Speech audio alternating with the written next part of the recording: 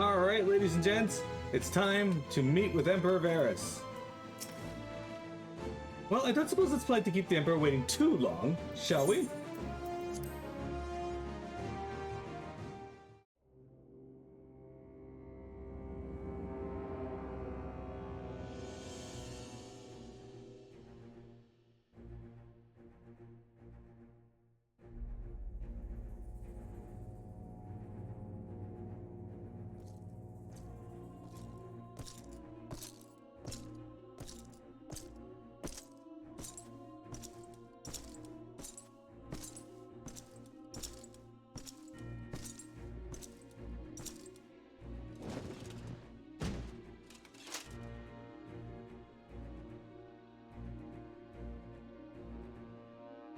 Esteemed representatives of the Eorzean Alliance, on behalf of the Garlean Empire, I thank you for inviting me here today. As this parley was convened at your request, I invite you to speak first. Very well, Your Radiance. I, Nanimo Ulnamo, 17th in the line of Ul, should be pleased to oblige you. As recent events in Alamigo and Doma have made plain, the subjugation and exploitation of neighboring nations is not a sustainable policy. Should this day end in war, you may very well defeat us, but you will never extinguish the people's desire for freedom. Though it may not be in our lifetime, there will be another revolution, another war, and the cycle will continue. Doma has entered into a concord with the nations of Eorzea, a partnership wherein we recognize one another as equals. Garlemald could be afforded similar treatment. You need only set aside your ambitions and join us in paving a path towards peace.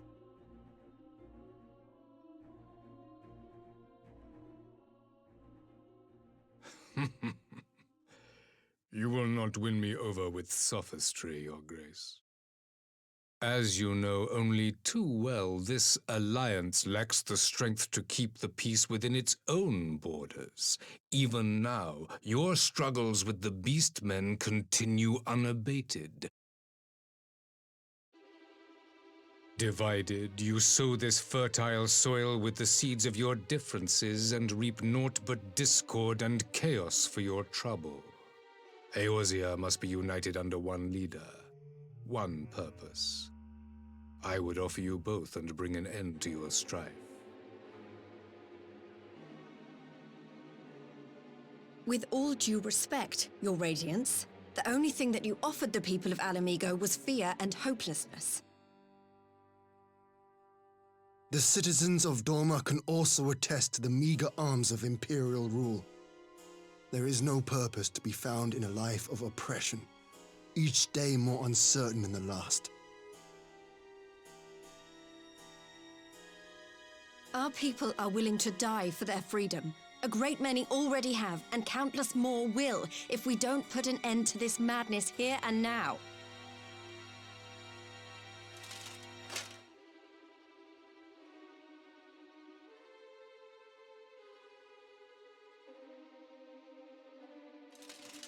We brought order and stability to your lives. This madness and bloodshed is of your own making. You broke the peace, not Garlemald. Peace. Order. You kill our peoples, despoil our lands, take everything that is ours. And what? You expect us to lick the boot that grinds our faces into the dirt?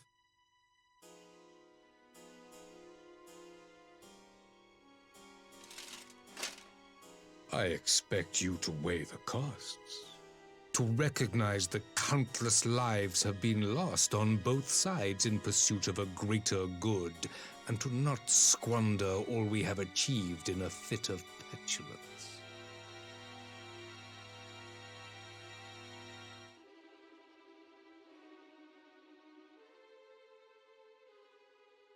Your Radiance. I fear I can personally attest to the dangers of pursuing one's vision with such righteous fervor. For 1,000 years, the Holy See of Ishgard waged war with dragons.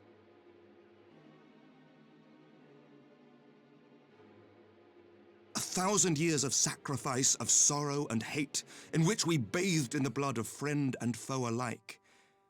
Had it gone on any longer, we may well have drowned.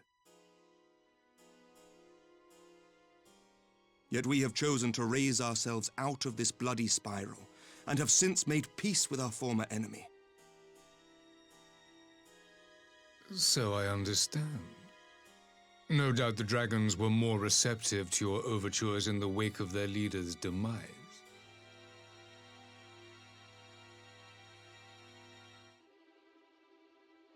You speak of peace, yet use war to achieve it. Your father would not have bothered to obscure his intent with honeyed words. He understood that strength is all that matters in the end.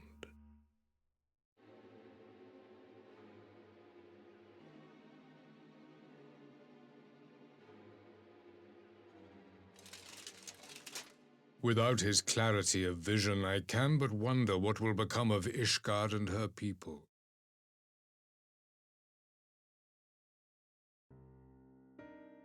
There was a time when Garlemald, too, lacked a leader of conviction. Weak and unable to wield magic, we were at the mercy of the strong from whom we sought refuge in the bitter cold of the north. Were it not for the discovery of ceruleum and the subsequent development of magitech, we might never have gained the power to take back that which was rightfully ours.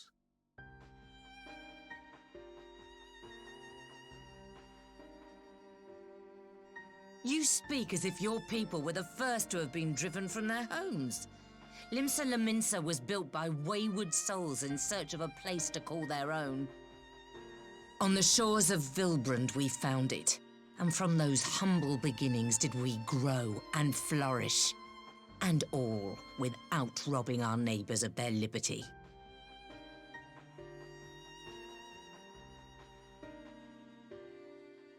So saith the pirate. Am I to believe that you simply asked the kobolds to yield up their lands and that they were happy to oblige you? That you did not drive them out like rats in the hold of one of the many ships seized by your privateers?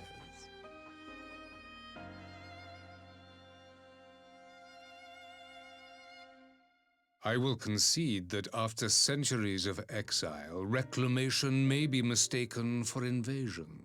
Nevertheless, it is not.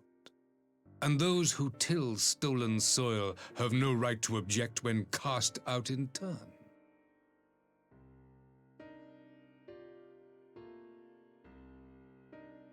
Your uncompromising nature rivals that of the Ixal. They too lament circumstances which they themselves perpetuate. Were they but to embrace peace, we would welcome them with open arms. Indeed, some few have done just that, and now receive of the 12's Wood's bounty. Would that your people might learn from their example.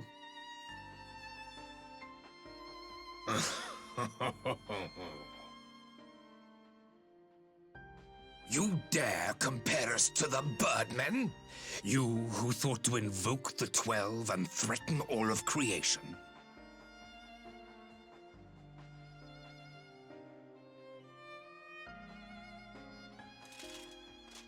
I came here in the hope of finding some speck of common ground, but I see now these discussions will accomplish nothing.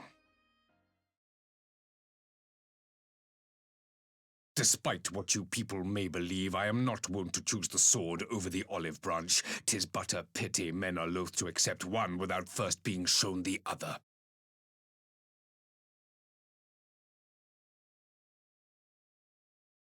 Wait, I beg you. This meeting was supposed to be a chance to find a way forward together, not to bemoan the missteps which brought us here. Please, If you truly consider violence a last resort, there must be a way we can come to an agreement.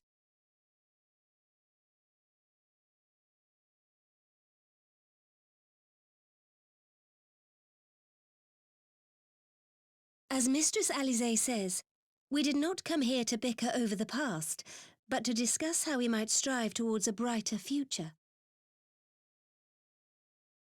Emperor Varys, may I suggest a short recess, that all present might compose themselves prior to beginning anew?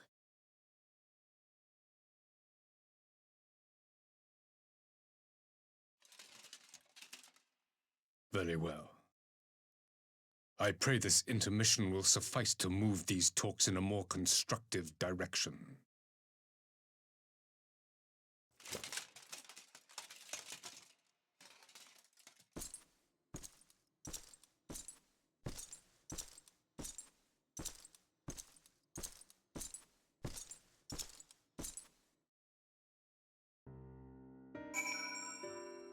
Varys is a fucking beast of a man.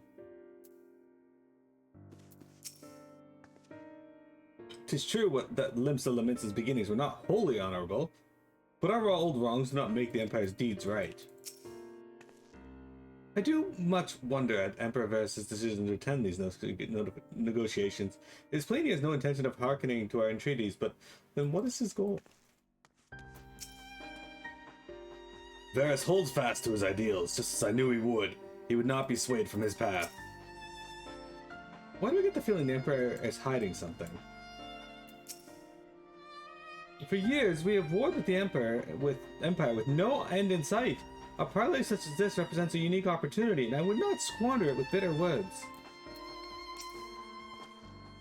For a moment, I feared our talks would descend into violence, there and then. Alice speaks of her dislike for politics, but her honest plea may have well prevented an early battle.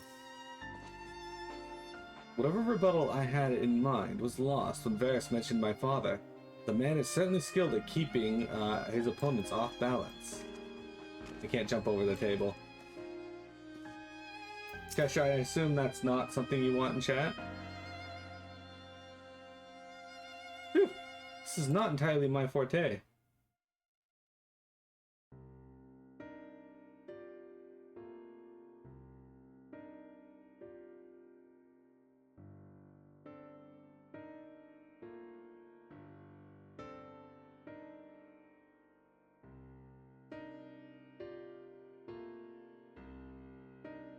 Sorry, I deleted that message just in case it was something you didn't want in chat.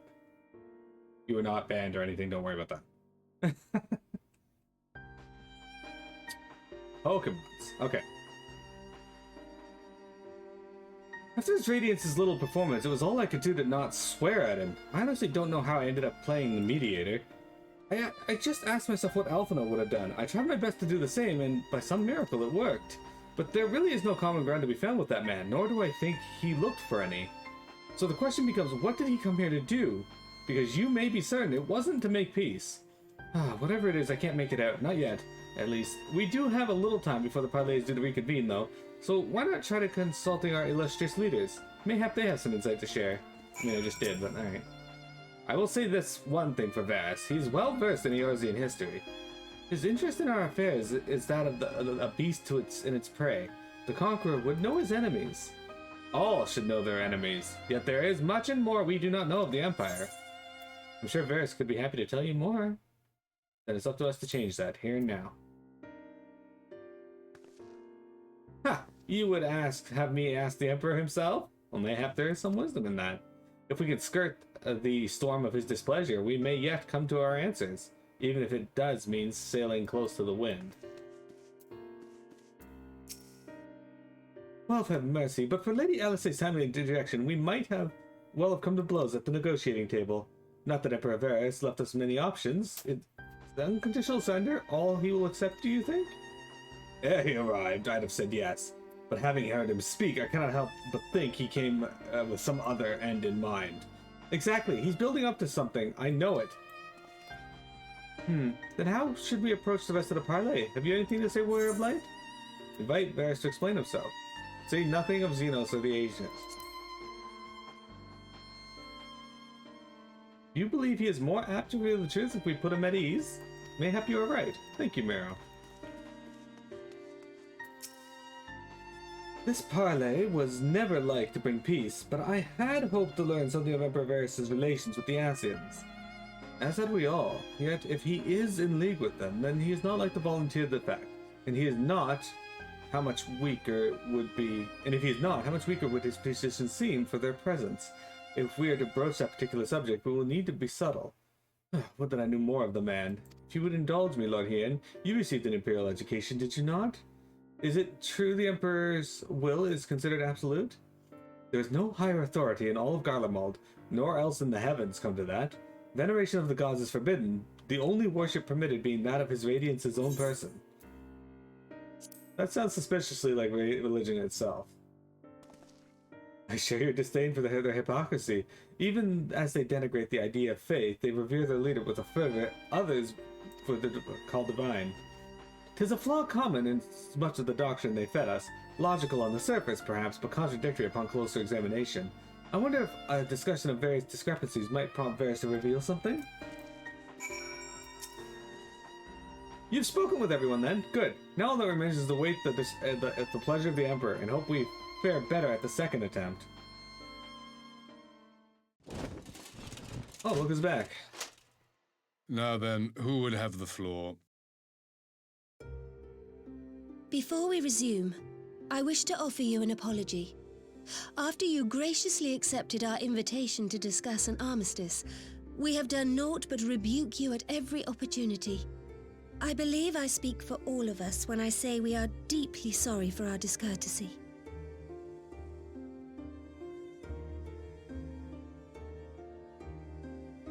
I'll admit your familiarity with our affair surprised me, and served to remind me how little I know of yours. I think all here can understand the desire to reclaim one's homeland. But why expand further? That is my question. If I may, the answer can be found in the Imperial doctrine they took great pains to impart to my people. Recognizing the threat icons posed to the world, Solus Zos Galvus decreed that they were to be eradicated. To this end, he began a campaign to unite all lands under the Garlean banner. Or so we were taught. Yet the Emperor only reached the burn, the Baron said to have been laid waste by icons, after conquering all the lands that lay between. What is more, I am quite certain the practice of summoning was not nearly so widespread in the days before the Empire's founding. When you put it like that, it all starts to sound like an excuse, doesn't it? But to distract from what? Why are you really waging this war?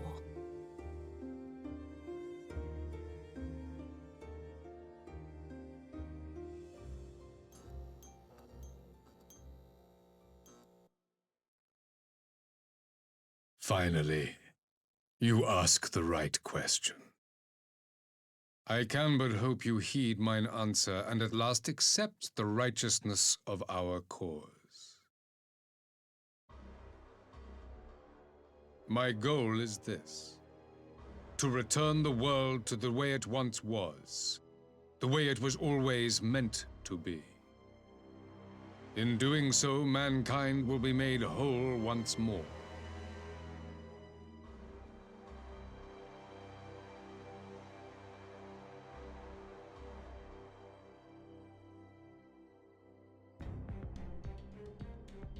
No longer will we suffer from the dissension born of our differences.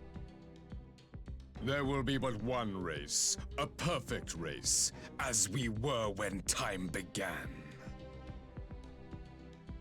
What in Rhalgr's name are you talking about? I am talking about the origins of this star, of the source and its 13 reflections. At the instant of the great sundering, 'twas not only the world that was shattered, but mankind itself.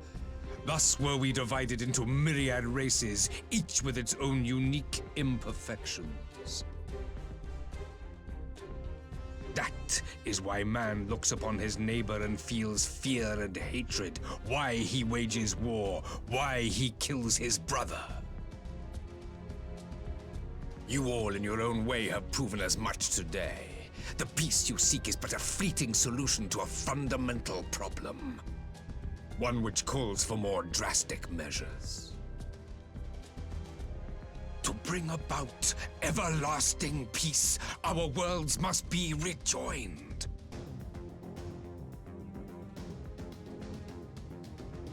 That is the goal the Empire would see realized. The glorious future unto which we shall one day shepherd mankind.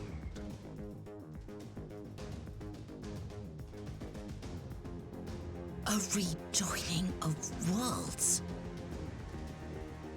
I have heard this tale of the Source and its reflections before. Are these not the selfsame desires as the Ascians? Emperor Varys, do not trust in their words. They will lead you to your doom. My father thought to use them, but in the end he succumbed to their temptations. He embraced summoning like so many other pawns before him. Do not tell us you mean to do the same.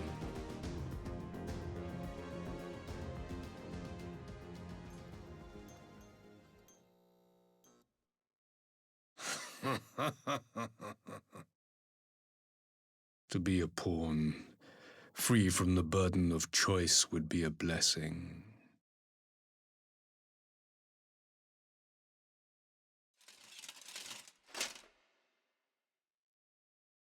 But I forswore that privilege the day I learned that the Garlean Empire was built by the hand of an Ascian. What?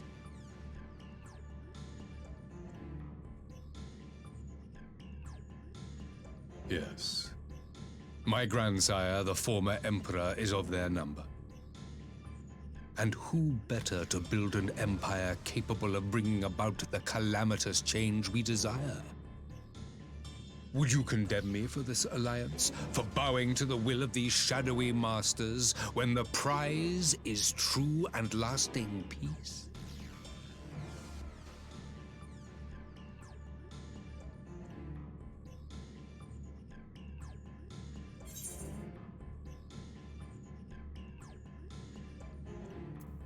Your prize is a lie, your master demons.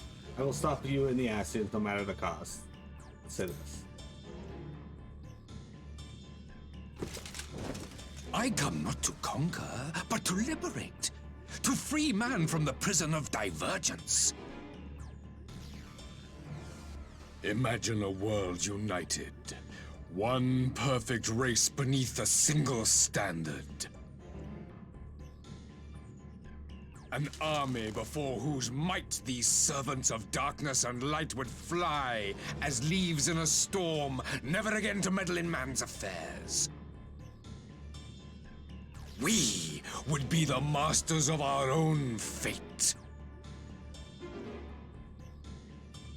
I bid you join me, not as subjects of Garlemald, but of a new nation. And together we shall win freedom for ourselves and generations yet unborn. You want to trigger another half-dozen calamities? You can't be serious!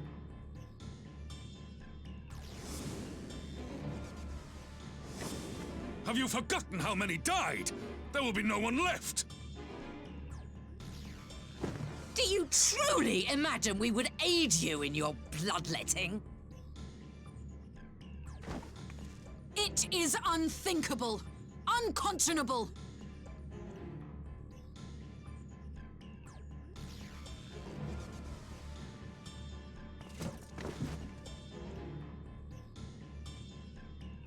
And what is the alternative? To be as cattle waiting for slaughter? I would have us work together, that we might take fate into our own hands!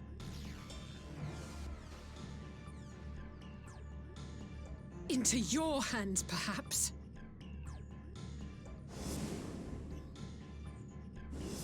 But what of the other worlds, your radiance? With every calamity, you obliterate a star and every soul that dwells on it.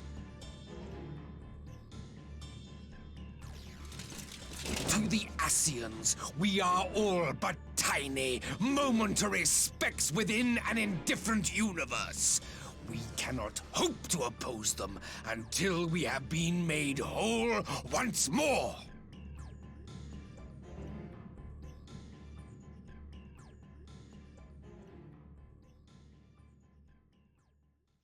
Are these truly the words of Garlemald's ruler? The flaws and foibles which you so abhor are what make us who we are. Every nation, even yours, Emperor Varys, is made whole through the combination of these imperfections, the strengths of one compensating for the weaknesses of another. While it is true that man succumbs all too often to anger and avarice, he may yet overcome his baser instincts through the forming of bonds with others, fostering community and cooperation. That the protector of an empire should not only reject these fundamental truths, but seek to change them at so dear a cost to life is indefensible. Such a man is not fit to govern.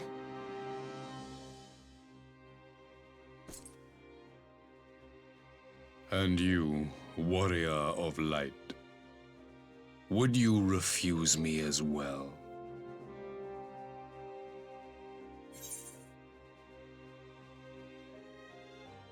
I cannot condone such a loss of life. We can defeat the Ascians as we are.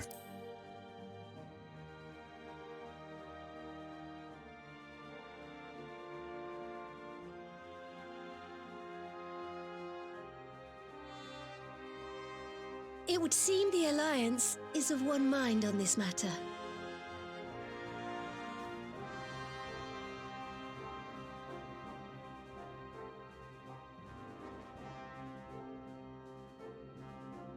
You Eorzeans never cease to disappoint me.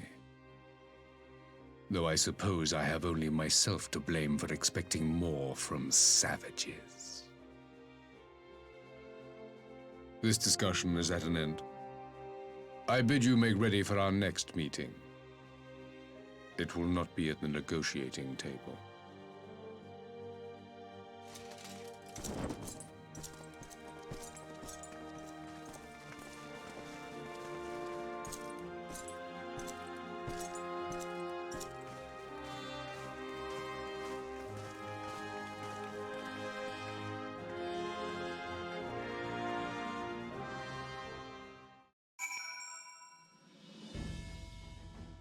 Well.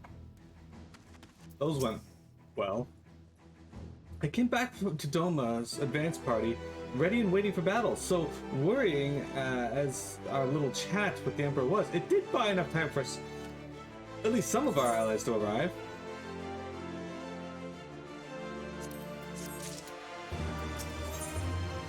The face of war.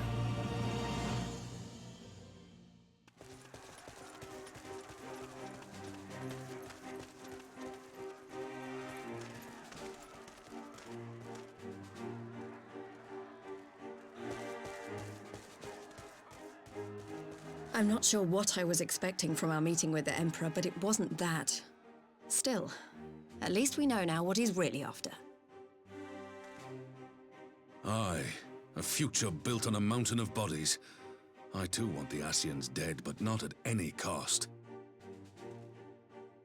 The last of the reinforcements from Doma arrived not long ago. I pray it will be enough. Given the Emperor's stated goal, this is a battle we can ill afford to lose.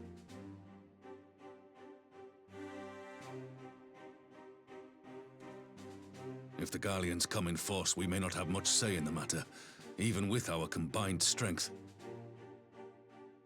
We knew from the first that the odds would be against us. But if there is even the slightest chance of victory, we must do everything in our power to seize it.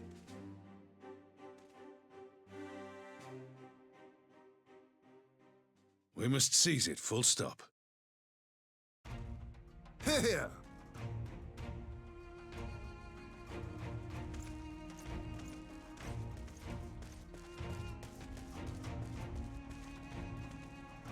The two of you are to join an irregular unit and support the main host.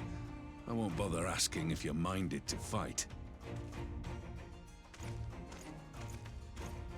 After coming this far, how could I not? And for once, there's no one around to countermand me. Not that they would. Not even my brother. But we all know who really make the difference. Ready to frighten some Garleans?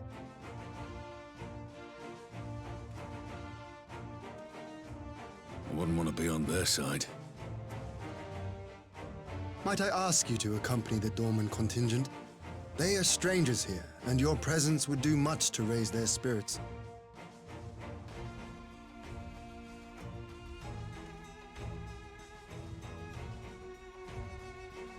We would be honored.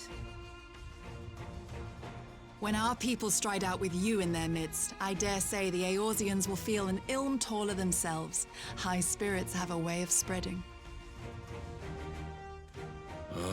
What I wouldn't give to join you. But my duties as field commander will not allow it. I'll leave the front lines in your capable hands.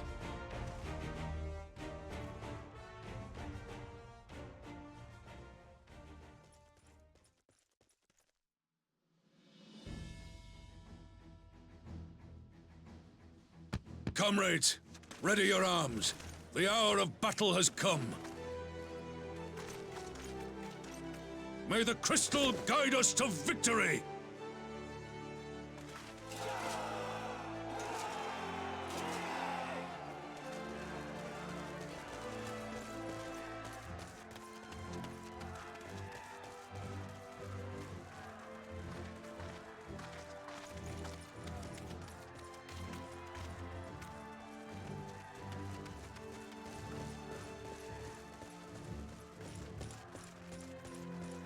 Since the others couldn't be here, we'll have to fight twice as hard. If Alphinaud wakes to find the Imperials have won, I shall never hear the end of it. It's strange. I thought I would be terrified when the fighting started. I should be terrified. But with you at our side, I can't help feeling everything is going to be all right. So please, don't you dare leave me alone.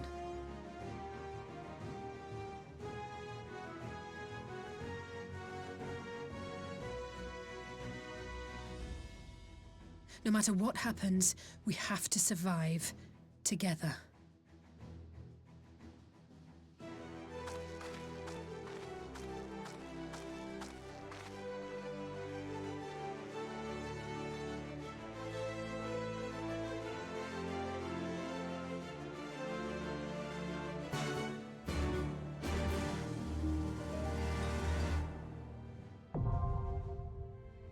The Gimlet Dark, now accessible. Alright, so we're going to be doing that here in just a moment, but we will take our break first. Don't go anywhere, we got more FF14 for you.